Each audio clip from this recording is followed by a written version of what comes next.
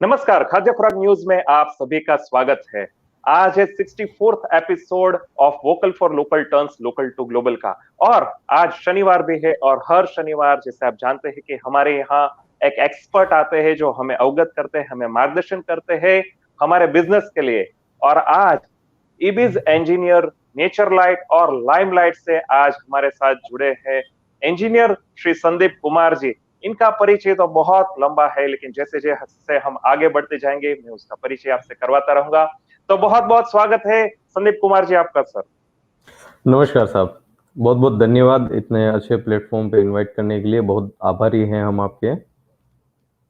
बिल्कुल संदीप जी, जैसे कि दर्शकों को आज बता दें कि आज का जो विषय है वो है आइसक्रीम के ऊपर।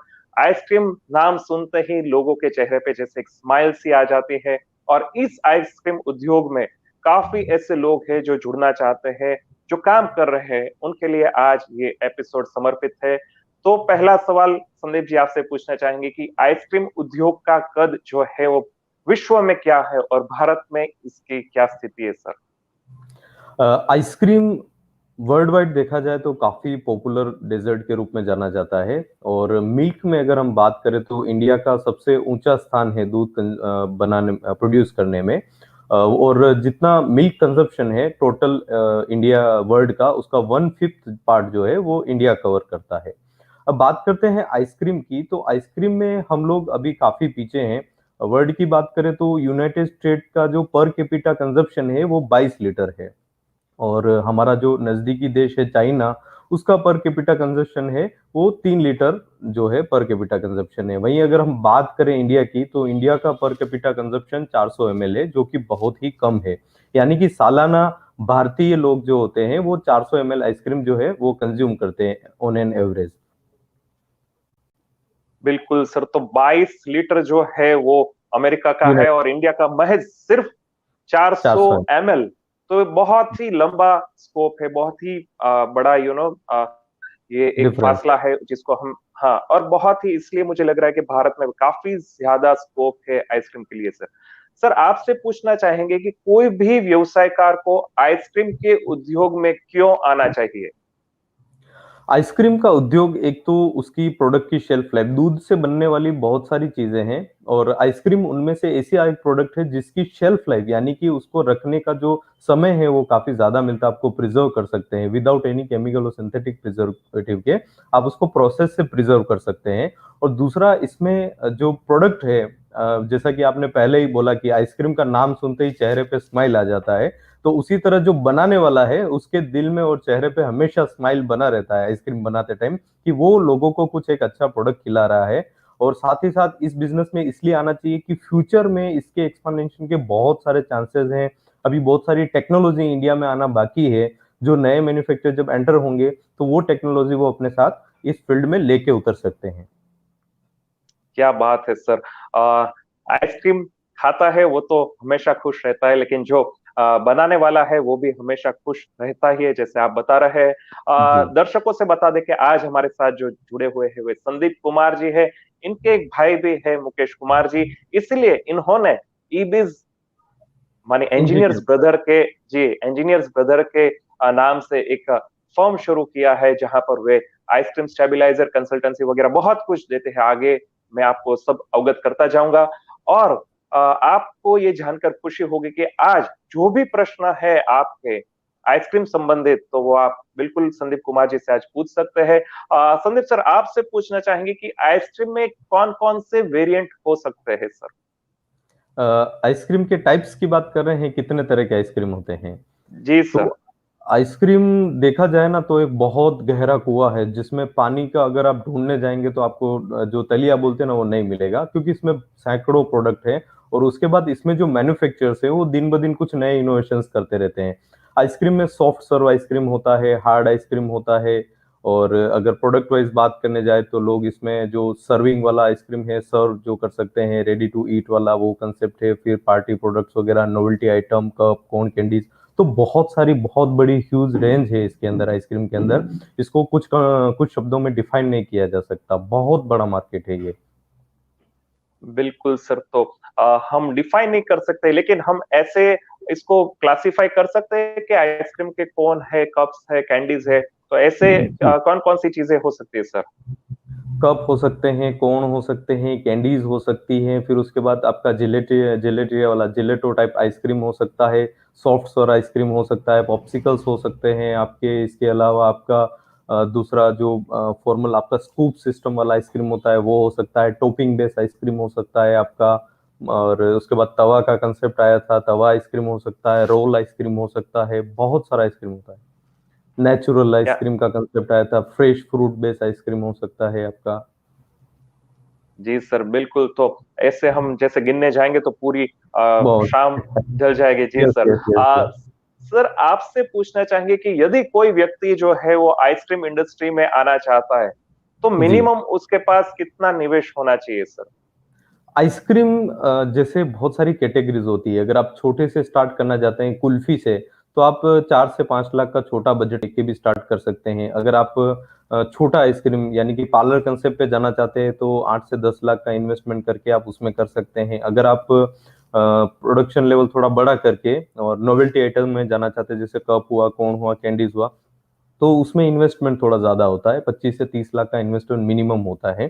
तो जैसा आपका रिक्वायरमेंट होता है उस तरह से इसकी जो है शिफ्ट चेंज होती रहती है बिजनेस की, क्योंकि इसमें बहुत वेरिएंट आते हैं। जैसे अगर आप पार्लर कंसेप्ट में जाते हैं, तो पार्लर कंसेप्ट में मशीनरी का कॉस्ट कम रहता है, लेकिन आपको जो स्पेस होती है उसका कॉस्ट बढ़ जाता है। फिर उसके बाद अगर आप नोवेल्टीज में जाते हैं, तो आपका जो मशीनरी का कॉस्ट है वो भी बढ़ जाता है, और उसके सामने आपको कोई परफेक्ट जगह की रिक्वायरमेंट नहीं होती है। आपको एक ब्रांड डेवलप करना होता है और मार्केट में अपने प्रोडक्ट लॉन्च करने होते हैं।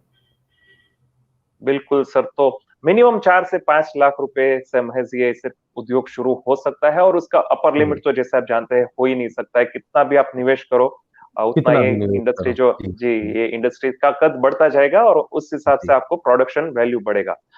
सर, आपसे प्रश्न पूछेंगे कि इस उद्योग में आने से पहले क्या चीजों को हमें समझनी चाहिए। तो इससे पहले हम काफी सारे दर्शक हमारे साथ जुड़े हैं जो कि आपके लिए कमेंट भी कर रहे हैं, जैसे कि जी। धर्मपाल जी बोल रहे हैं, good afternoon sir. Very Jayesh ji good बोल रहे हैं, आफ्टरनून। जी सर, जयेश जी बोल रहे हैं किराज नेचुरल आइसक्रीम भी हमारे साथ जुड़े हैं। मनोज जी बोल रहे हैं, संदीप सर, आइसक्रीम में फ्लेवर किस स्टेज में ऐड करें, वो बाद में आपके ये जो प्रश्न है उनका जवाब जरूर देंगे। दिनेश जी बोल रहे हैं कुल्फी मेकिंग, यस। प्रकाश जी बोल रहे हैं पंजाबी कुल्फी की रेसिपी सेंड करना। जी जी जी, बिल्कुल हम ट्राई करेंगे, जितना भी हो सके आपको उत्तर आज मिल जाए सर। देश देव धर्मा जी भी हमारे साथ जुड़े हैं। सुनील कुमार जी बोल रहे हैं हेलो। शबीर मिठाई वाला बोल रहे हैं hi sir. Thanks to all the viewers. जी, संदीप कुमार जी, जो इंजीनियर्स ब्रदर के नाम से जाने जाते हैं, जिन्होंने अपनी पढ़ाई जो है वो बीटेक इन फूड टेक्नोलॉजी किया है, उदयपुर से बहुत ही जानी मानी संस्था से वे पढ़े हुए हैं, और काफी एक्सपीरियंस। उनकी उम्र लगती है छोटी, लेकिन उनका एक्सपीरियंस जो है वो बहुत ही वास्ट है, तो इसके लिए सर आपको बधाई। और थैंक यू आपसे सर। जैसे हमने पहले पूछा है कि ये उद्योग में आने से पहले कौन से ऐसी फैक्ट है वो ध्यान में अपने दिमाग में रख कर के आना चाहिए सर? जी। किसी भी एग्जाम से पहले जिस तरह से तैयारी करनी पड़ती है कि हमें कोई एग्जाम देना है, तो हमें पहले नोट्स बनाने पड़ते हैं। हर एक जो कंसेप्ट होता है उसको पहले क्लियर करना पड़ता है। उसी तरह आइसक्रीम में अगर आप एंटर होना चाहते हैं, तो सबसे पहले तो आपका ये एम क्लियर होना चाहता है चाहिए कि आप कौन से सेगमेंट में जाना चाहते हैं। कि आप सॉफ्ट सर्व आइसक्रीम में जाना चाहते हैं या हार्ड सर्व आइसक्रीम में जाना चाहते हैं। अगर सॉफ्ट सर्व में जाना चाहते हैं, तो ऑब्वियसली आपको एक पार्लर कंसेप्ट के साथ जाना पड़ेगा। और अगर आप हार्ड सर्व आइसक्रीम में जाना चाहते हैं, तो उसके लिए आपका पार्लर पैरेलल आपका जो मार्केटिंग वाला जो कंसेप्ट है, वो दोनों कंसेप्ट में आप लोग डील कर सकते हैं। पार्लर कंसेप्ट की अगर बात करें, तो उसमें बहुत सारे के कंसेप्ट आते हैं। थिक शेक सॉफ्टीज से वगैरह लगा के कुल्फी हुआ, कैंडी हुआ, बहुत सारी चीजें आती हैं। उसी तरह नोवेल्टीज में अगर आप जाएंगे, ब्रांड्स के थ्रू जाएंगे, तो आपका कप कौन कैंडी की तरह आपको जो है उसमें डील करना पड़ेगा। तो बहुत सारी कैटेगरीज इसमें होती है आइसक्रीम के अंदर। बट मेन आपका एम क्लियर होना चाहिए कि आपको कौन से कंज्यूमर को टारगेट करना है। क्या आपका एरिया जो है उसके बारे में आपको स्टडी करना चाहिए कि वहाँ का जो कंज्यूमर है आपका, उसका सर्विंग यानी कि जो परचेजिंग पावर है वो कितना पावरफुल है। या क्या वो 10 रुपए वाला प्रोडक्ट खाना पसंद करता है, या फिर अभी तक उसने 10 वाला प्रोडक्ट खाया है लेकिन वो 20 वाला भी खा सकता है। तो वो मार्केट स्टडी आपको सबसे पहले कंप्लीट करनी पड़ेगी, उसके बाद ही आपको इस फील्ड में एंटर होना चाहिए। फिर बाद में इसमें जो आता है कि आपका एक बार क्लियर हो गया कि मुझे पार्लर कंसेप्ट में जाना है या फिर नोवेल्टी आइटम में जाना है, वो क्लियर होने के बाद फिर मशीनरीज के ऊपर आपको सर्च करना पड़ता है कि किस तरह से मशीनरी सिलेक्शन होना चाहिए, क्योंकि कई बार मैन्युफैक्चरर जो है इधर उधर से वीडियो देख के या फिर किसी अनजान व्यक्ति से, अपने कोई नॉर्मल मित्र जो उनको गाइड करते हैं उनसे सजेशंस लेके मशीनरी परचेज कर लेते हैं, बट उनका एम फुलफिल नहीं हो पाता है, जिसकी वजह से उनका जो पैसा है वो गलत जगह इन्वेस्ट हो जाता है, तो फ्यूचर में उनका एक्सपेंशन का जो चांसेस होता है वो भी कम हो जाता है। तो उसके ऊपर खास ध्यान देना चाहिए कि मशीनरी सिलेक्शन के टाइम पे कोई परफेक्ट व्यक्ति हो, कंपनी की सलाह या फिर किसी भी कंसल्टेशन एजेंसी की सलाह लें, तभी प्रॉपर मशीनरी फाइनलाइज करें। फिर उसके बाद अपना फॉर्मुलेशन से डेवलपमेंट, गवर्नमेंट गाइडलाइन, हर एक चीज के बारे में जानकारी इकट्ठा करके और अपने प्रोडक्ट का इन हाउस ट्रायल करके उसके ऊपर जितने भी फ्लेवर आप बना रहे हैं उनको अपने यहीं पे टेस्ट करके फिर आपको जो है मार्केट के लिए तैयार होना चाहिए। क्या बात है सर, बहुत ही बढ़िया और उम्दा बात आपने बताई कि we have to study the consumer, जो आजू आसपास का इलाका है जहां पर आप मार्केट में जा रहे हो, तो उसको भी, और जो भी मार्केट है उसको आप टारगेट कर रहे हो तो उसको पहले स्टडी कीजिए, बाद में सब प्रोसेस को स्टडी कीजिए, गवर्नमेंट की गाइडलाइंस जो है वो बिल्कुल आपको स्टडी करनी है, कोई एजेंसी हायर कर सकते हैं, कोई इंफॉर्मेशन आप, ऑथेंटिक इंफॉर्मेशन आप गैदर कर सकते हैं और बाद में ही इस उद्योग में आना चाहिए सर। जी संदीप जी, आपसे पूछना चाहेंगे कि कौन से ऐसे नकारात्मक पहलू को भी हमें समझना आवश्यक है इस उद्योग में आने से पहले। लेकिन उससे पहले काफी लोगों ने अभी कमेंट्स की है, जैसे कि दौड़ी जी बोल रहे हैं हेलो सर, जी माऊ नमस्कार। जी बोल रहे हैं हेलो संदीप सर, हम आएंगे आपके आइसक्रीम की ट्रेनिंग सेंटर में। क्या बात है सर, बिल्कुल उनकी हाँ, दर्शकों को बताना चाहेंगे कि उनका एक आइसक्रीम का ट्रेनिंग सेंटर है अहमदाबाद में, जो कि है one of the first ever training centre in India, जो कि काफी लोगों को, अगर मैं भूल नहीं रहा हूं तो 350 से ज्यादा लोग ने वहां पर सफलतापूर्वक ट्रेनिंग ले ली है, मैं सिर्फ 1 साल में। तो आप भी उसका लाभ ले सकते हैं सर। माओ जी बोल रहे हैं हेलो सर। शाहिद अली जी बोल रहे हैं वेयर आर यू सर। तो शाहिद जी को बता दे कि संदीप कुमार जी जो है वो अहमदाबाद स्थित है, वहीं से वे ऑपरेट करते हैं। गिरजानंद जी बोल रहे हैं नमस्कार सर, गार्गे आइसक्रीम दिडवाना। बिल्कुल आपका स्वागत है सर।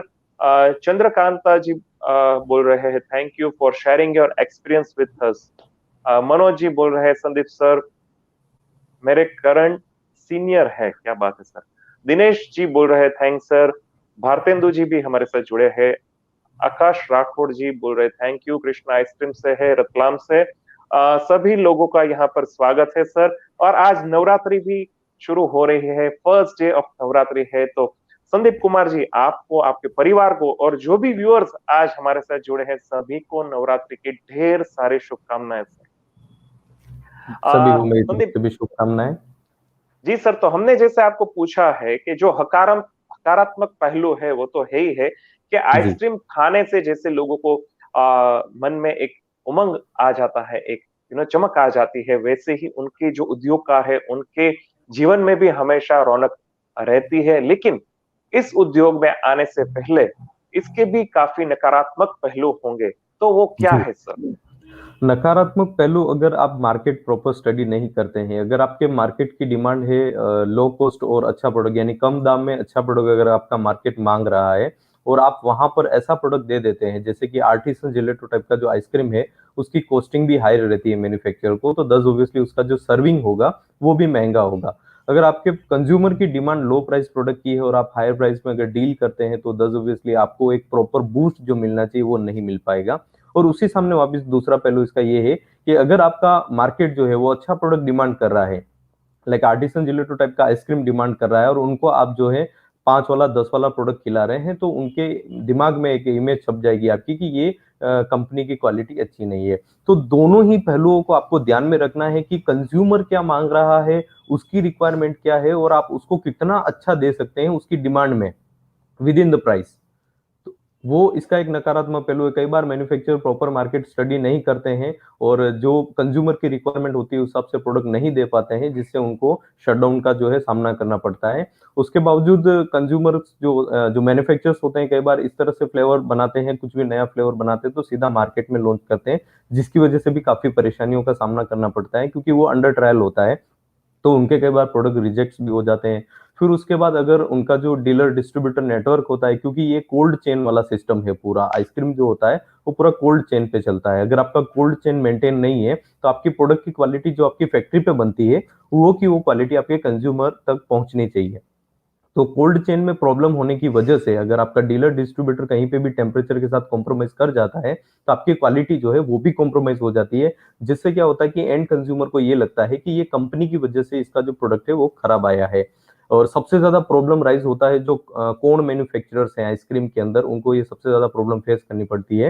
वो अपने फैक्ट्री पे तो प्रोडक्ट को बहुत अच्छे से मेंटेन करते हैं, बट जब वो अपना जो एंड डिस्ट्रीब्यूटर या डीलर होता है उसको देते हैं तो कई बार वहां पर पावर कट या फिर वो टेम्परेचर कम करने की वजह से उनके कॉर्न सोगी हो जाते हैं, जिससे वो जब कंज्यूमर तक पहुंचते हैं तो कंज्यूमर को वो प्रॉपर टेस्ट नहीं मिल पाता है। तो कंज्यूमर को ये लगता है कि कंपनी की वजह से ये फॉल्ट आया है, कंपनी जो है प्रॉपर मेंटेन नहीं करती है। बट एट द एंड देखा जाए तो वो थर्ड कैंडिडेट का होता है। तो ऐसी बहुत सारी छोटी छोटी चीजें हैं जो मैन्युफैक्चरर्स को परेशान करती हैं। बिल्कुल सर। और जैसे आपने बताया कि कोल्ड चेन का ये पूरा जो है वो बिजनेस है, और इसलिए इसका जो प्रिजर्वेटिंग का जो कॉस्ट है, जी। जिस स्थिति में बना है उसी स्थिति में इसको संभालने का जो खर्च है वो भी मुझे लग रहा है कि वो बहुत ही ज्यादा है। यस और यस। एक माना जाए तो इसका एक सीजन भी है, एक महीने से लेकर के know it has one time duration जहां पर इसका पीक सीजन रहता है, और जी। बाद में वो सीजन जो है वो स्लो डाउन होता है। तो ऐसे कुछ पहलू है जहां पर लोगों को पहले उनका अभ्यास करना चाहिए, स्टडी करना चाहिए, और उसके बाद में अगर वे इस उद्योग में आते हैं तो मुझे लग रहा है they can do the Marvels. Sir, आपसे पूछना चाहेंगे कि क्वालिटी के हिसाब से आइसक्रीम में क्या मापदंड होने चाहिए। लेकिन इससे पहले काफी और लोग भी हमारे साथ जुड़े हैं, जैसे कि प्रवीण भाई जी बोल रहे हैं थैंक्स। मनोहर शर्मा जी बोल रहे हैं हेलो सर, मनोहर शर्मा कोल्हापुर फ्रॉस्टी आइसक्रीम से बिल्कुल स्वागत है सर आपका। विजय छेड़ा जी बोल रहे हैं गुड जॉब। उपेंद्र ठक्कर जी बोल रहे हैं हाय सर। ताहेरी आइसक्रीम से दौड़ी जी भी हमारे साथ जुड़े हैं। चंद्र कांता जी बोल रहे हैं happy Navratri. And Akash Rathore sir बोल रहे हैं हेलो। मोहक अग्रवाल जी बोल रहे हैं संजीव अग्रवाल फ्रॉम आगरा। स्वागत है सभी लोगों का। नीरज देसाई भी उनके साथ है, हेलो बोल रहे हैं संदीप सर आपको, और बोल रहे हैं हेलो कि sir. After long time, yes after long time, इसीलिए तो उनको लेकर के आए सर। संदीप जी। तो संदीप जी, आपसे जैसे जैसे हमने पूछा कि आ, ये जो क्वालिटी के मापदंड है वो कौन कौन से क्वालिटी के मापदंड आइसक्रीम में होने चाहिए सर। वैसे तो आइसक्रीम जो होता है उसका प्रॉपर एक डेफिनेशन दिया गया है कि डेफिनेशन के हिसाब से आपको प्रोडक्ट बनाना चाहिए। तो उसके जो क्वालिटी अगर आप बनाने जाएंगे तो सबसे पहले आपको उसका माउथ फील जो है उसके हिसाब से आपको प्रोडक्ट सेट करना पड़ेगा। उसका क्रीमीनेस कितना आना चाहिए, जो सॉफ्टनेस स्मूथनेस है वो प्रॉपर होना चाहिए, उसका स्कूपिंग्स जो है वो प्रॉपर होना चाहिए। फिर उसके बाद उसका जो स्वीटनेस प्रोपोर्शन सबसे इंपॉर्टेंट पार्ट जो होता है वो वेल बैलेंस होना चाहिए। यानी कि जितना भी ओवरऑल इवन क्रिस्टलाइजेशन की वजह से कई बार होता है कि आपका प्रोडक्ट आपने जितने भी रॉ मटेरियल यूज किए सारे अच्छे थे, लेकिन क्रिस्टलाइजेशन की वजह से आपका टेस्ट जो है वो भी दब जाता है, तो आपको क्रिस्टलाइजेशन के ऊपर भी ध्यान देना चाहिए। तो बहुत सारे क्वालिटी पैरामीटर यानी कि स्वीटनेस से लगा के mouth feel, creaminess, colour, even उसका जो अपीयरेंस है वो भी काफी मायने रखता है कि किस तरह से वो आपका जो है उसका स्कूपिंग टेक्सचर आपको दिख रहा है प्रोडक्ट का, वो भी मायने रखता है। तो हर एक प्रोडक्ट के साथ उसका जो है पैरामीटर चेंज होता रहता है। कोन की बात करें तो कोण में आपका जो प्रोडक्ट है वो सोगी नहीं होना चाहिए, आपका जो आइसक्रीम है वो ज्यादा ठंडा नहीं लगना चाहिए, उसके ऊपर जो आपने चॉकलेट स्प्रे किया है वो प्रॉपर होना चाहिए, बहुत ज्यादा ऑयल यूज किया हुआ नहीं होना चाहिए जिसकी वजह से माउथ फील अच्छा है। कप की बात करें तो लो मेल्टिंग वाला विदाउट क्रिस्टल वाला होना चाहिए, और जो सॉफ्ट सर्व होता है वो स्मूथ होना चाहिए, ज्यादा हेवी नहीं होना चाहिए। बिल्कुल सर, तो ये सब जो मापदंड है वो क्वालिटी में लोगों को पसंद आने चाहिए। और जी। सर, इसीलिए पूछना चाहेंगे कि क्वालिटी को यदि बेहतर बनाना है, अच्छी बनाना है, तो दिल में एक चाह तो चाहिए ही चाहिए, लेकिन जी। इसके साथ और क्या चीजें जरूरी है सर। सबसे इम्पोर्टेंट पार्ट होता है एक बैलेंस रेसिपी का। कई बार मैन्युफैक्चरर्स जो पुराने जमाने से बनाते आ रहे हैं या जो नए एंटर होते हैं, उनका ये मानना होता है कि ज्यादा क्रीम डालने से आइसक्रीम अच्छा बनता है, या फिर शक्कर ज्यादा डालने से ज्यादा मीठा बनता है। लेकिन इस तरह से नहीं होता है, हर एक चीज बैलेंस होनी चाहिए। आपका जो स्वीटनेस है या जो आपने क्रीम डाला है वो भी प्रॉपर बैलेंस वे में होना चाहिए। टीएसएस, टोटल सोल्यूबल सॉलिड्स जिसको बोलते हैं, वो भी आपके बैलेंस वे में होने चाहिए। फिर आपका जो प्रोटीन रेशियो है, जो माउथ फील के लिए रेस्पॉन्सिबल प्रोटीन्स होते हैं, वो भी आपके well balance as per government, क्योंकि इसमें गवर्नमेंट रूल्स एंड रेगुलेशंस भी आते हैं, तो आपको वो भी ध्यान में रखने हैं। एज वेल एज आपको अपना जो पैरामीटर्स है, टीएसएस, प्रोटीन, फिर उसके बाद जो वाटर कंटेंट है, फिर उसके बाद आपका जो स्वीटनिंग कंटेंट है, आपका जो फेट कंटेंट है, उसके ऊपर भी आपको ध्यान देना चाहिए। जब आपकी ये 4-5 चीजें वेल बैलेंस वे में चलेगी, तो 10 ऑब्वियसली आपका आइसक्रीम जो है बहुत ही अच्छा बनेगा। क्या बात है सर। तो इतने चीजें यदि हम ध्यान रखते हैं तो अपना आइसक्रीम जो है वो अच्छा ही बनेगा, और गवर्नमेंट के जो गाइडलाइंस है उसके हिसाब से भी बनेगा। सर आपसे पूछना चाहेंगे कि रेसिपी या मशीन्स, कौन सी चीज अहम होती है आइसक्रीम के लिए सर? ये काफी कॉम्प्लिकेटेड क्वेश्चन है इसका, तो मैं आपको थोड़ा डिप्लोमेटिक आंसर दूंगा। जिस तरह से मानव शरीर होता है और उसमें आत्मा का निवास होता है, उसी तरह से मानव शरीर की जगह आप मशीन ले लीजिए और आत्मा की जगह उसकी रेसिपी ले लीजिए। तो जितना मानव शरीर का महत्व होता है, उतना ही जो है उसके आत्मा का भी महत्व होता है। मशीनरी भी प्रॉपर होना चाहिए और आपका जो रेसिपी है वो भी वेल बैलेंस होना चाहिए, तभी आपको एक प्रॉपर रिजल्ट मिलता है। बिल्कुल सर। सर आपके आंखों के सामने यदि कोई ऐसे उद्योगकार है, हम नाम नहीं लेना चाहेंगे किसी का, जी। लेकिन ऐसे कोई सक्सेस स्टोरी है जिन्होंने ऐसे शुरू किया होता है और आज यहाँ तक पहुंचे सर, यदि आप शेयर करना चाहे सर?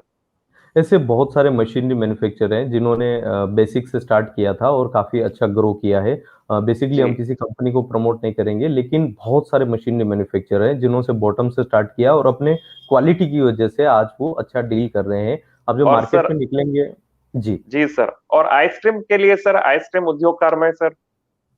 आइसक्रीम उद्योगकार में तो बहुत सारी हस्तियां हैं, जैसे गुजरात में बहुत सारे मैन्युफैक्चरर्स हैं। और गुजरात जो है अभी लीड करता है ब्रांड्स के मामले में, आइसक्रीम मैन्युफैक्चरर्स काफ़ी ज़्यादा है यहाँ पे।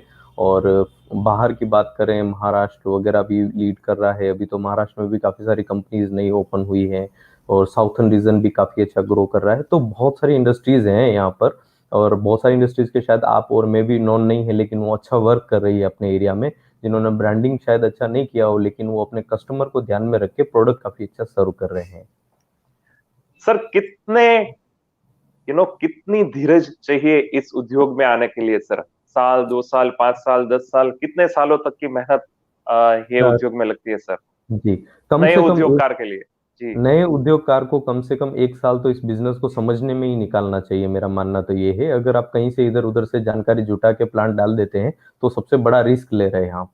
1 साल तक अपने मार्केट को समझिए, मार्केट की नीड क्या है, आप क्या नया कर सकते हैं, क्योंकि जो भी नया मैन्युफैक्चर ऐड होता है, उसकी एक ही स्ट्रेटेजी होती है, अपने कंपटीटर के जैसा प्रोडक्ट कॉपी कर लेना और उससे कम दाम में बेच देना। ये सारे इंडियन मैन्युफैक्चरर्स की प्रॉब्लम शुरू से ही रही है। तो मैं ये कहना चाहता हूँ जितने भी नए एंटर होना चाहते हैं उनसे, कि आप कुछ नया और इनोवेटिव आइडिया अपना लेके आइए, जिसके थ्रू क्या होगा, आपके कंज्यूमर को एक नया प्रोडक्ट खाने को मिलेगा, और आपका मार्केट जो है वो सेगमेंट पूरा अलग डेवलप होगा, आपका कंपटीशन खत्म हो जाएगा। जब आप कुछ नई चीज लेके आते हैं, तो आपका कंपटीशन जो है वो धीरे धीरे चेंज होता रहता है। तो कुछ ऐसा ट्राई करिए लोग आपको कॉपी करें, ना कि आपको कॉपी करनी पड़े। बिल्कुल संदीप जी। दर्शकों से बताना चाहेंगे कि आज हमारे साथ जो जुड़े हैं वो इंजीनियर्स ब्रदर नेचरलाइट और लाइमलाइट से संदीप कुमार जी है, उनके भाई भी है मुकेश कुमार जी, जो कि दोनों भाई एक दूसरे के पूरक है और बहुत ही उम्दा काम कर रहे हैं आइसक्रीम इंडस्ट्रीज के लिए, जिसके लिए ये उद्योग उनके ऋणी रहेगा। और इनसे हम आज सवालात कर रहे हैं कि आइसक्रीम उद्योग में आने से पहले क्या-क्या चीजें जो है वो ध्यान में रखनी चाहिए। लोगों से गुजारिश है कि यदि आपको ये एपिसोड अच्छा लगता है तो वे इसको लाइक कर सकते हैं, सब्सक्राइब कर सकते हैं और इसको आगे भी भेज सकते हैं जिनको इस उद्योग में आने का मन है। संदीप जी, आपसे पूछना चाहेंगे कि आइसक्रीम पार्लर या फ्रेंचाइजी मोड में जाना चाहिए या फिर आइसक्रीम की फैक्ट्री लगा के जो इम्पल्सेस आते हैं वो, आप क्या सूचन करेंगे सर? ये डिपेंड करता है कि आप कौन से सेगमेंट से डील कर रहे हैं। अगर आप सिटी एरिया से डील कर रहे हैं, रूरल या फिर सिटी, दोनों में आपका जो है काफ़ी, उससे भी फ़र्क नहीं पड़ता है।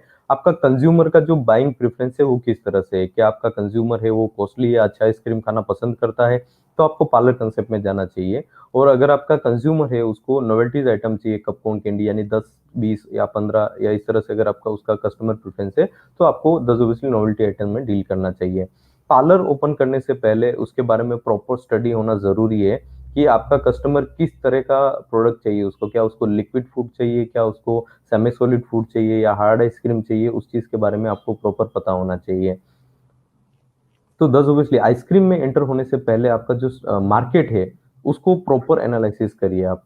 एक बार आपका क्वेश्चन वापस रिपीट करिए, मैं शायद कहीं मिसप्लेस कर गया जी हूँ। सर, ये आइसक्रीम पार्लर या फ्रेंचाइजी मोड में ओके। जाना चाहिए या आइसक्रीम की जी फैक्ट्री स्थापित करना चाहिए सर? दोनों के जी प्लस जी माइनस पॉइंट है सर जी। जी जी जी, अगर आप पार्लर कंसेप्ट में जाना चाहते हैं तो पार्लर कंसेप्ट में एक प्रॉब्लम ये है कि अगर आप रेंटेड पार्लर ओपन करते हैं तो उसमें कई बार ऐसे इश्यूज आते हैं कि आपका जो खर्चा है वो आइसक्रीम का इतना नहीं हो के आपका जो वहाँ का जो वर्कर्स का हुआ, रेंट का हुआ, वो आपको जो है पार्लर के टाइम काफी प्रॉब्लम क्रिएट करता है, क्योंकि इसका जो सीजनल बिजनेस होता है आइसक्रीम का, तो वो जब ऑफ सीजन आता है तब आपको ज्यादा परेशानियों का सामना करना पड़ता है। अगर आपके अंदर काफी धीरज है और आप शांत स्वभाव के हैं तभी पार्लर कंसेप्ट, मैं तो बोलता हूँ आइसक्रीम ही उन लोगों का बिजनेस है जो काफी धीरज से बिजनेस करना चाहते हैं, जिनके अंदर एक शांति होती है कि मुझे 1 साल 2 साल, 2 साल तो आपको छोड़ ही देने प्रॉफिट के बारे में सोचना, और मनी ओरिएंटेड होके कभी भी इस बिजनेस में नहीं आना चाहिए।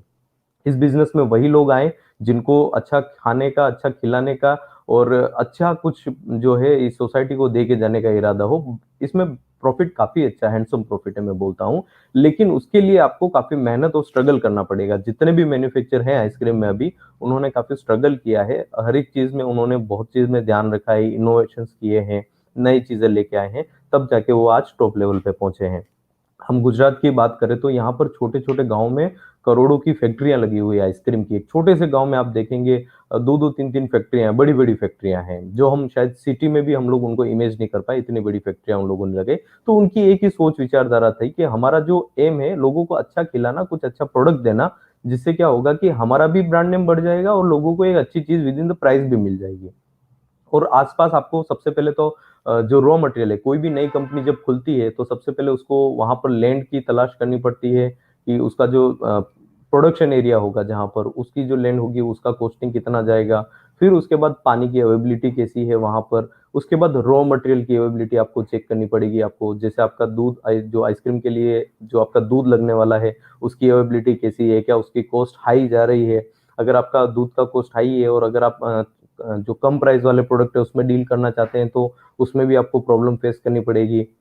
फिर आपका जो स्किम मिल्क पाउडर है उसकी अवेबिलिटी कैसी है वहां पर। अगर आप नेचुरल प्रोडक्ट में आइसक्रीम में डील करने जा रहे हैं तो आसपास अगर कहीं पे नेचुरल फ्रूट्स अवेलेबल है या नहीं है, या फिर फ्रोजन पल्प मिल सकते हैं, उनकी अवेबिलिटी कैसी है। तो वो सारा जो छोटा छोटा पैरामीटर है वो जब चेक करेंगे तभी आपको आइडिया आएगा कि मुझे कौन से सेगमेंट के साथ जाना चाहिए। क्या बात है, बिल्कुल। तो दर्शकों को समझना पड़ेगा कि उनका जो रुचि है वो क्या है, और उनके आसपास का जो माहौल है, उनके कंज्यूमर है वो क्या है, और वो सब डिसाइड करने के बाद में ही वे तय करें कि उनको फ्रेंचाइजी मॉडल में जाना है या उनको अपनी आइसक्रीम की एक फैक्ट्री लगानी है। सर, आपसे पूछेंगे कि यदि आप आज हमें आइसक्रीम के स्टेजेस या आइसक्रीम का प्रोसेस जो है वो कैसे होता है, यदि आप हमें समझाए तो बहुत ही अच्छा रहेगा। लेकिन इससे पहले दर्शकों ने काफी कमेंट्स किए हैं सर। दर्शक बोल रहे हैं कि sir natural fruit ice cream crystal ice solution, बिल्कुल ट्राई करेंगे सर आपके ये जो प्रश्न है उसका जवाब देने की। धर्मपाल जी बोल रहे हैं sir, I am new recipes in kulfi and ice cream guidance. Sure sir. Ankit Shah ji बोल रहे हैं he is best ice cream consultant. क्या बात है Ankit thank ji, you sir. Thanks a lot sir. Sandeep ji is a very nice person, of course he is, कोई doubt नहीं thank है you sir. Sir. जी। और अब्दुल्ला जी बोल रहे हैं sir, I want to know the measurement of oil mixing in chocolate. बिल्कुल sir, try करेंगे जितने भी आज क्वेश्चंस हम यहाँ से आपको आंसर दे सके। सर, जैसे हमने आपसे पहले पूछा कि आप हमें ये आइसक्रीम का जो प्रोसेस है वो कितना आसान है, कितना मुश्किल है, क्या क्या स्टेजेस है, यदि आप समझा सके। आइसक्रीम बनाने का प्रोसेस सबसे जटिल में जटिल होता है, बहुत ही देखा जाए ना तो जो पहले था एक सिनेरियो कि आप जब कोठी से स्टार्ट हुआ था जो लकड़े के सांचे में आइसक्रीम बनाया जाता था, तब खाली दूध को उबाल के बनाया जाता था, बट नाउ डेज पूरा प्रोसेस मशीनरी पे शिफ्ट हो गया है। तो उसी हिसाब से आपका जो रेसिपी एंड डेवलपमेंट है वो भी पूरी तरह से चेंज हो चुका है। जब तक आपके पास एक वेल बैलेंस रेसिपी नहीं होगा, आप अच्छा प्रोडक्ट कभी नहीं बना पाएंगे। तो सबसे पहला इंपॉर्टेंट पार्ट जो आइसक्रीम में होता है, रॉ मटेरियल सिलेक्शन। आपको प्रॉपर रॉ मटेरियल सेलेक्ट करने पड़ेंगे। फिर उसके बाद रॉ मटेरियल सेलेक्ट करने के बाद क्लीनिंग एंड ग्रेडिंग का पोर्शन आता है आपका। प्रॉपर कुछ रॉ मटेरियल ऐसे होते हैं जिनको आपको प्रॉपर क्लीन करना पड़ता है। वो होने के बाद उसमें थर्मल प्रोसेस आता है, यानी हीट प्रोसेस जिसको बोलते हैं, जहां पर सारे रॉ मटेरियल ऐड होके गर्म होते हैं। उस गर्म होने के प्रोसेस के बाद उनका जो पार्टिकल साइज जो है आपको रिडक्शन करके एक जैसा होमोजेनियस मिक्स बनाना पड़ता है, जो आपका जो है फर्दर एजिंग में रहता है, जो वहां पर आपको ठंडा करना पड़ता है उस मिक्स को। फिर उसके बाद आपको उसका फ्रीजिंग के थ्रू आप उसका आइसक्रीम बना सकते हैं, जहां पर आप नट्स वगैरह ऐड कर सकते हैं, कलर फ्लेवर उसका चेंज कर सकते हैं, नेचुरल आइसक्रीम बनाए तो पल्प ऐड कर सकते हैं। तो उस तरह से उसका रॉ मटेरियल चेंज होता रहेगा। फिर उसको आपको अच्छे से हार्ड करके फिर अपने कंज्यूमर तक एक वेल बैलेंस वे में पहुंचाना रहेगा। क्या बात है सर। तो इस जटिल जो प्रोसेस है, वो प्रोसेस को आपने बहुत ही सिंपल लैंग्वेज में आपने दर्शकों को बता दिया सर। इस उद्योग में आने से पहले कितनी पढ़ाई की आवश्यकता है, या फिर दूसरी तरीके से अगर पूछा जाए तो इस उद्योग को सीखने के लिए जी। कितना समय लगता है सर? सीखने में अगर मैं बात करूँ सीखने की, तो कोई व्यक्ति इस बिजनेस को 2 से 5 दिन में भी सीख सकता है, और कोई व्यक्ति इसको 2 से 5 साल में भी सीखता है, और कोई व्यक्ति जिसका स्मरण शक्ति या फिर जिसको नई सीखने की इच्छा हो और खाली बिजनेस करना चाहता है, तो पूरी जिंदगी भर नहीं सीख सकता। तो मनी ओरिएंटेड ना होके अगर आप जो है बिजनेस, आपका प्लानिंग ऐसा हो कि मुझे कुछ अच्छा वेल डिजाइन मार्केट में कुछ नया लॉन्च करना है, किसी की कॉपी नहीं करनी है, तो आपको मुश्किल से 5 से 10 दिन का समय लगेगा, प्रॉपर स्टडी अगर आपने की है। और अगर आपके पास एक अच्छा सा स्ट्रीम आपको मिला है कि भाई एक लोकेशन आपके पास है कि यहाँ से मुझे सब जानकारी मिल सकती है, तो अगर उनसे आपको प्रॉपर जानकारी मिल सकती है, तो आपको 2 से 5 दिन में ये बिजनेस को समझने में काफी आसानी रहेगी। अदरवाइज मैंने बोला कि किसी को 2 साल निकल जाते, 5 साल निकल जाते, या 10-10 साल निकल जाते, फिर भी इस बिजनेस की डेप्थ नहीं समझ सकते आप, क्योंकि इसमें बहुत बारीक बारीक चीजों पे काम करना पड़ता है अपने को। बिल्कुल सर। तो जैसे आपने बताया कि कोई 2 दिन 4 दिन और कोई साल भर में सीखता है और कोई नहीं भी सीख सकता है, लेकिन मैं यहाँ पर उल्टा भी बोलना चाहूंगा कि लोग अगर चाहे तो पूरे जीवन पर्याप्त वो अपना जी। सीखते ही जाते हैं, नए नए जी। प्रोडक्ट्स, नए नए चीजों को जी। आविष्कार करते जाते हैं। तो पूरा जो ये लाइफ है वो सीखने में सीखने ही, में, यस यस यस। जी सर, इनोवेशन, नए नए फ्लेवर्स वगैरह लाते जाए। और दर्शकों को बताना चाहेंगे कि संदीप कुमार जी जो है वो एक ट्रेनिंग सेंटर भी चलाते हैं। वे ट्रेन करते हैं लोगों को कि आइसक्रीम कैसे बनाया जाए, क्या क्या रेसिपीज होती है, क्या फॉर्मुलेशंस होते हैं, और क्या क्या ध्यान रखना पड़ता है इस उद्योग में आने से पहले। तो यदि कोई दर्शक है उनका लाभ लेना चाहे तो जरूर उनको कांटेक्ट कर सकते हैं। बाद में हम आपको आपको इनका नंबर भी हम शेयर कर देंगे। सर, आपसे पूछना चाहेंगे कि लेबर की कितनी समस्या इस उद्योग में रहती है, या उल्टा एक सवाल पूछे कि क्या ये जो उद्योग है वो लेबर यस जॉब है, या लेबर रखने पड़ते हैं, या कितने लेबर की आवश्यकता होती है सर?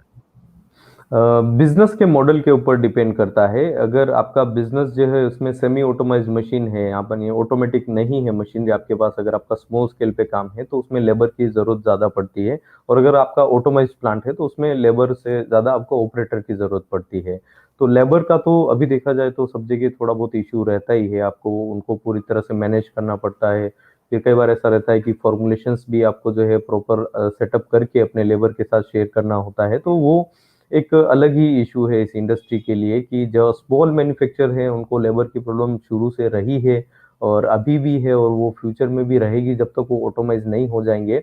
या फिर आपका जो वर्कर है, आप उसको वर्कर ना समझ के अपना एक मित्र समझेंगे, तो दस ऑब्वियसली वो आपको काम भी करके देगा उसका। आप जब बोलते हैं ना कि हम किसी का ध्यान रखते हैं, तो वो हमारे बारे में एक बार तो जरूर सोचता है। तो वर्कर को भी अच्छे से ट्रीट करें आप, तो वो आपको फ्यूचर में एक हैंडसम प्रॉफिट भी करके देगा और आपका फैक्ट्री अच्छे से रन भी करवाएगा। बिल्कुल सर, बिल्कुल। सर, किसी को इस बिजनेस में एक्सपांड करना है तो वह कैसे संभव है, कैसे कर सकता है इसको एक्सपांशन? जो भी अभी उद्योगकार है, जो इस उद्योग में माने काम कर रहे हैं, सालों से कर रहे हैं, अच्छा कर रहे हैं, तो उनके लिए सर आप क्या कहना चाहेंगे? बिजनेस जैसे आप शुरू से बहुत सारे मैन्युफैक्चरर्स हैं जो नोवेल्टीज आइटम पे काम कर रहे हैं, कप कोन कैंडी बना रहे हैं, तो वो अपना जो चेन है वो थोड़ा सा डाइवर्ट कर सकते हैं, पार्लर कंसेप्ट पे जा सकते हैं, उसमें कुछ नया इनोवेटिव कर सकते हैं, या फिर जो शुरू से पार्लर कंसेप्ट में है वो उसमें कुछ नया एड ऑन कर सकते हैं, उसके साथ जो कप कोन कैंडीज वगैरह का कंसेप्ट है उसको भी ऐड कर सकते हैं।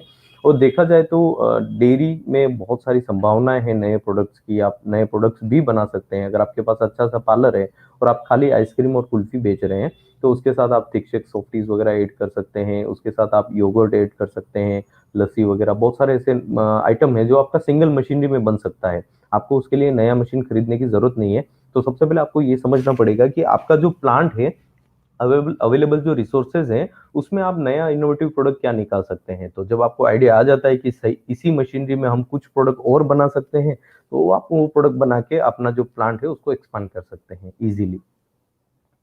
बिल्कुल सर, तो जो भी कोई उद्योगकार है वो अपना बिजनेस को पहले देखिए कि उनके पास क्या-क्या रिसोर्सेज है, क्या-क्या उनकी स्ट्रेंथ है, उस हिसाब से क्या मार्केट भी चल रहा है उनका, कितनी लोग उनको चाहते हैं, तो वो हिसाब से वो एक्सपांड कर सकते हैं। और जैसे आपने बताया कि पार्लर में एक बहुत ही स्कोप रहा है और आगे भी रहेगा, ऐसा जैसे आप मान रहे हो, तो उसमें भी किसी को गोता लगाने का आप सूचित कर रहे हैं सर। जी। सर आपसे पूछना चाहेंगे कि अ, इस बिज़नेस का भविष्य क्या है?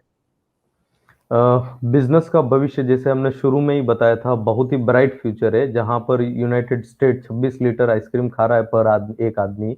और चाइना में जहां पर जो हमारे साथ मतलब देखा जाए पॉपुलेशन के मामले में हम हमारे साथ खड़ा है वो, तो वहां पर भी 3 लीटर पर कैपिटा कंजप्शन है। वहीं इंडिया का 400 ml पर कैपिटा कंजप्शन है, मतलब देखा जाए तो आप इसको डबल ट्रिपल 4 टाइम इसमें आप जब मल्टीप्लाई करेंगे तब जाके हम थोड़ा सा आगे जाएंगे, तो बहुत ह्यूज स्कोप है। बट जरूरत है मैन्युफैक्चरर्स को कुछ नया इनोवेशन करने की। प्रोडक्ट में यहाँ पर सबसे प्रॉब्लम क्या है कि जो कोल्ड सिस्टम है वो प्रॉपर मेंटेन नहीं है हमारा। अगर कोई छोटा मैन्युफैक्चरर है तो वो अपना कोल्ड चेन मेंटेन नहीं कर सकता, क्योंकि उसको अगर डीलर डिस्ट्रीब्यूशन सेटअप करना है तो उसके पास एक कोल्ड वैन होना चाहिए जिसके थ्रू उसको माल, तो वो उसके लिए प्लांट से भी ज्यादा कॉस्टली उसका जो दूसरा एसेसरीज है उसका हो जाता है, उसकी वजह से वो लोग आगे नहीं बढ़ पाते हैं। तो जिस तरह से अगर यहाँ पर कोल्ड चेन डेवलप हो जाता है इंडिया में, कि जिस तरह से हम लोग कोई भी दूसरा गुड्स होता है हम लोग ट्रांसपोर्टेशन के थ्रू बेच सकते हैं कम प्राइस में, अगर आपको कुछ भी भेजना है तो हम लोग ट्रांसपोर्ट के थ्रू भेजें, उसी तरह से अगर कोल्ड चेन में एक अच्छा सा ट्रांसपोर्टेशन डेवलप हो जाता है आइसक्रीम के लिए, तो आइसक्रीम मैन्युफैक्चरर्स के लिए वो बहुत ही एक प्लस पॉइंट होगा, जिससे उनका बिजनेस काफी अच्छे से ग्रो कर पाएगा। बिल्कुल सर, तो कोल्ड चेन है वो अगर स्थापित हो जी। जाए अपने भारत में, तो भी ये उद्योग का जो स्कोप है वो बहुत ही आगे निकल सकता है, बढ़ सकता है। सर जी। काफ़ी लोगों ने आपसे प्रश्न पूछे हैं, तो जी। सर अगर आपकी इजाज़त हो तो एक-एक प्रश्न श्योर हम सर। लेते हैं सर। जी जी जी सर। जरूर। अ, आइसक्रीम का ब्रांड नेम है वो कैसे चूज़ करें सर? ये तो क्वेश्चन बहुत ही मज़ेदार है सर। ये तो ये मेरा भी ये विषय है ब्रांड नेम का सर। आप जी पहले जी जी। जवाब दे दीजिए सर। जी सर। जी, ब्रांड नेम सेलेक्ट करना है वो डिपेंड करता है कि आपकी जो क्योंकि आइसक्रीम फील्ड में जो आ रहे हैं ना वो बरसों की इच्छा होती है कि मुझे इस फील्ड में जाना है, तो ये अपने ऊपर डिपेंड करता है कि मुझे इस ब्रांड के साथ जाना है। वो आपकी कोई पर्टिकुलर आपका जो शौक रहा है उससे जुड़ी हुई चीज हो सकती है, या फिर आप बरसों से प्लान, जैसे हमारा था इंजीनियर ब्रदर्स नेचर लाइट करके। तो इंजीनियर ब्रदर्स इसमें कॉमन था क्योंकि हम दो भाई हैं, मुकेश कुमार और मैं, तो हम दोनों इंजीनियर है इसलिए हमने ब्रांड नेम इंजीनियर ब्रदर्स रखा। तो उसी तरह से आपका कुछ एक हिस्ट्री होगा जो आपको रिप्रेजेंट करेगा, या फ्यूचर में जाके जहां पर भी आपका नाम आए तो वो नाम थोड़ा दमदार होना चाहिए, आपकी कंपनी भी रिप्रेजेंट होनी चाहिए और उससे आपकी जो पर्सनालिटी है वो भी रिप्रेजेंट होनी चाहिए, इस तरह से आपका ब्रांड नेम होना चाहिए।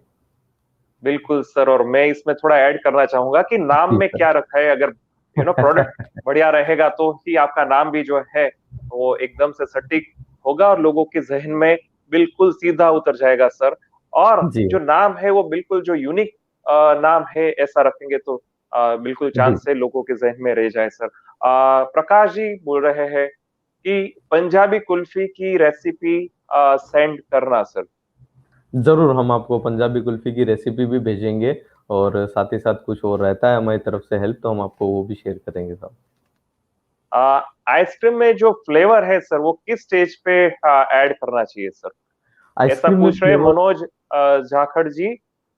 जी जी सर। मनोज जी, आइसक्रीम में फ्लेवर जनरली देखा जाए तो अगर आपका बल्क प्रोडक्शन है जहां पर आप 20-30 लीटर बना रहे हैं तो फ्लेवर टैंक उसके सेपरेटली अगर हैं आपके पास तो आपको फ्लेवर टैंक में ही वो फ्लेवर ऐड करना होता है बिफोर फ्रीजिंग।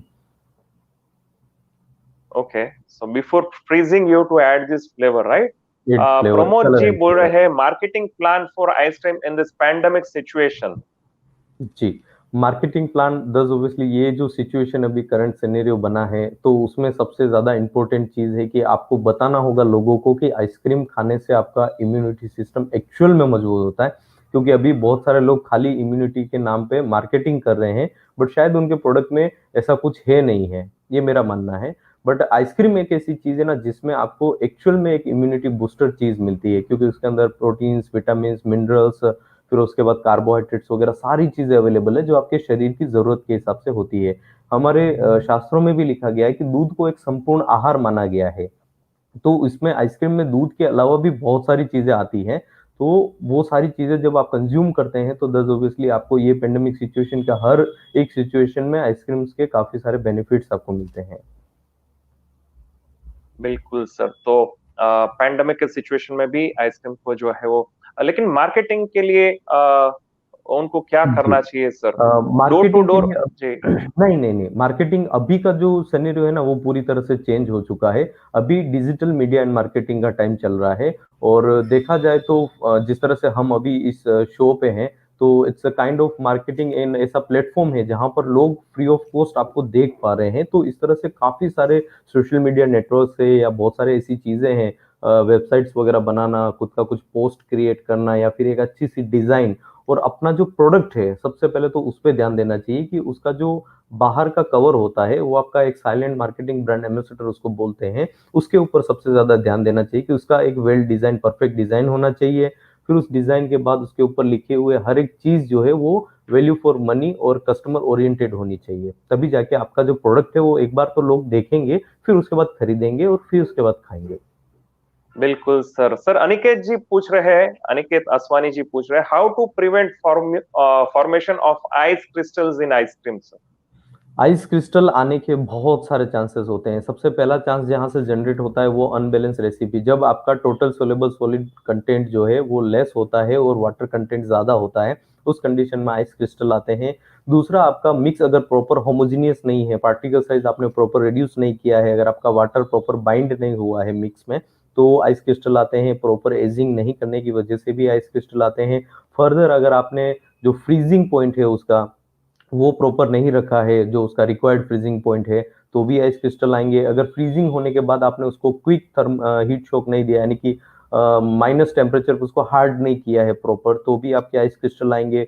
फर्दर, आपका डिलीवरी एंड डिस्ट्रीब्यूशन नेटवर्क में अगर कहीं टेम्परेचर डाउन होता है तो भी आइस क्रिस्टल आएंगे।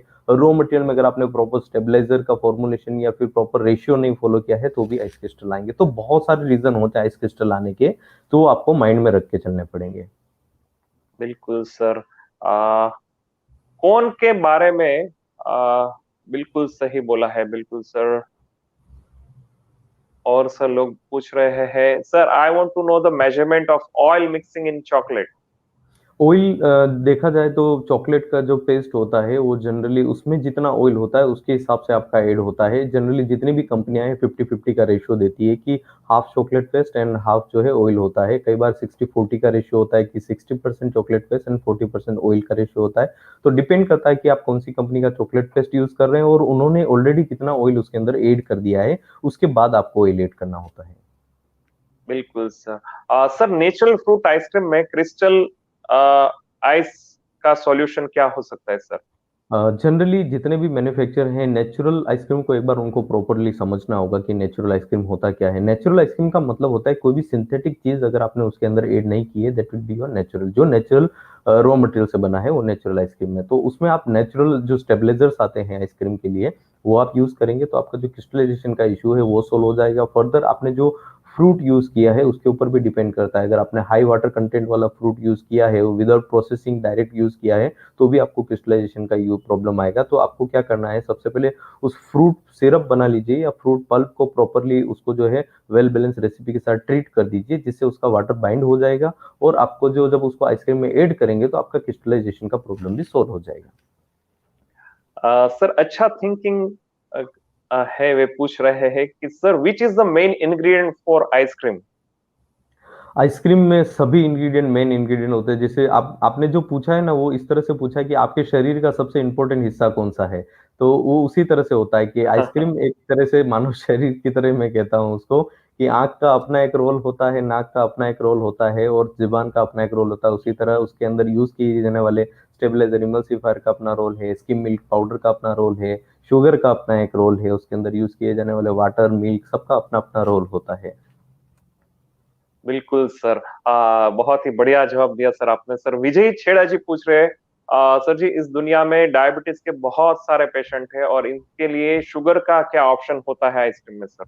नाउडेज शुगर फ्री जो है बहुत सारे रॉ मटेरियल अवेलेबल, ओलिगोसैकेराइड्स हैं, ओलिगोफ्रक्टोज सिरप जो आता है, शुगर फ्री सिरप आता है, आप वो यूज कर सकते हैं। उसके बाद नेचुरल स्वीटनर्स भी आते हैं, वो भी आप यूज कर सकते हैं। बट ट्राई करें कि जो बल्किंग नेचुरल स्वीटनर है वही यूज करें, क्योंकि अगर आप शुगर को रिप्लेस करने जाएंगे तो आपका आइसक्रीम का सॉलिड कम हो जाएगा, जिसकी वजह से क्रिस्टलाइजेशन का इशू आता है।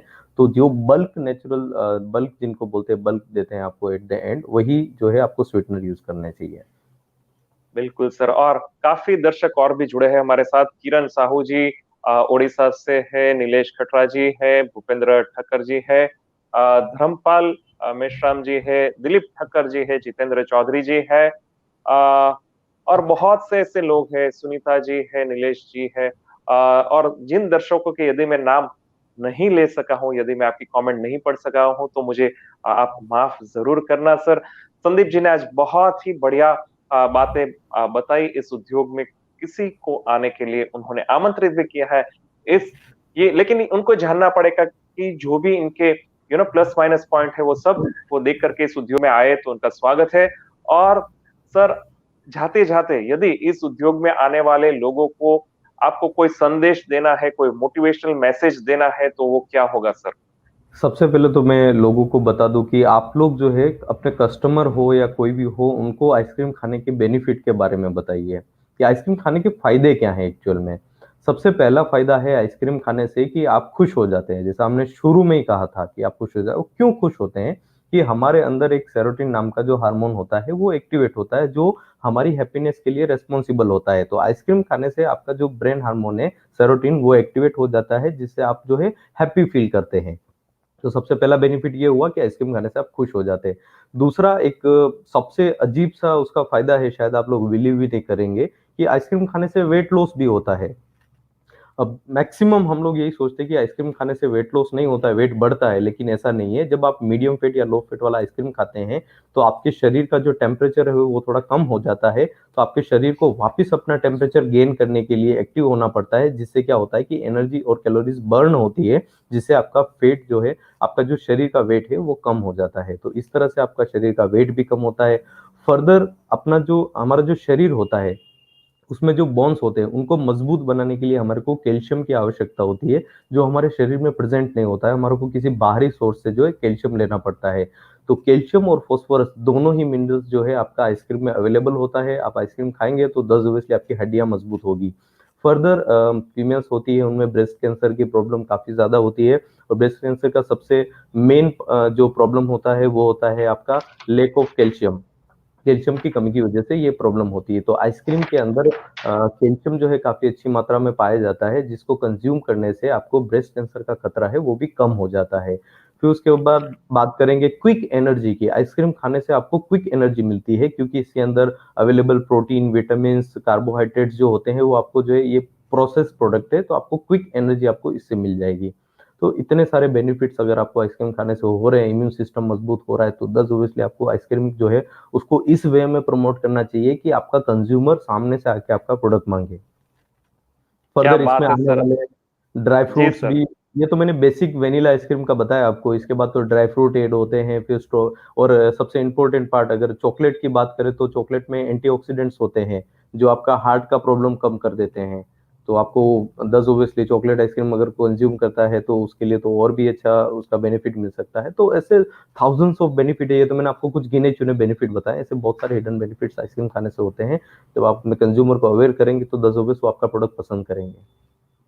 बिल्कुल सर, तो आइसक्रीम के बेनिफिट जो है वो आप तक ही सीमित ना रखें, लोगों को भी बताएं। और यदि आपको ये चैनल अच्छी लगी है, ये प्रोग्राम अच्छा लगे, तो आपको लाइक करें, शेयर कीजिए, लोगों को बताएं। और हर मंगलवार, गुरुवार और शनिवार को हम मिलते हैं खाद्य खुराक न्यूज चैनल पर, vocal for local turns local to global. और आज हमारे साथ जो जुड़े थे संदीप कुमार जी और उनके भाई मुकेश कुमार जी, जो कि है EB lights engineer brothers, nature light और लाइम लाइट से, बहुत बहुत आभार सर, आप हमारे साथ जुड़े और हमारे दर्शकों को इतना मार्गदर्शन दिया। थैंक्स अ लॉट संदीप दो जी, थैंक यू। शब्द दो शब्द मैं खाद्य खुराक के बारे में बोलना चाहूंगा कि जिस तरह से खाद्य खुराक की टीम जो है प्रॉपर काम कर रही है इंडियन फूड इंडस्ट्रीज को आगे लाने की, जितने भी आइसक्रीम वाले या रॉ मटेरियल वाले या मशीनरी वाले हैं, वो अगर आना चाहते हैं तो 10 ऑब्वियसली ये प्लेटफॉर्म में, क्योंकि मेरा जब मैं जॉब में था और इस प्लेटफॉर्म के साथ जब से मैं जुड़ा, तो मैंने अपना जॉब छोड़ के मैंने अपना बिजनेस स्टार्ट करने का जो डिसीजन था वो लिया। और आज खाद्य खुराक की वजह से हमने वहाँ पे हमारा जब स्टॉल करना चालू किया था तो हमें बहुत ही अच्छा बूस्ट और एक मार्केट वहाँ से मिला है।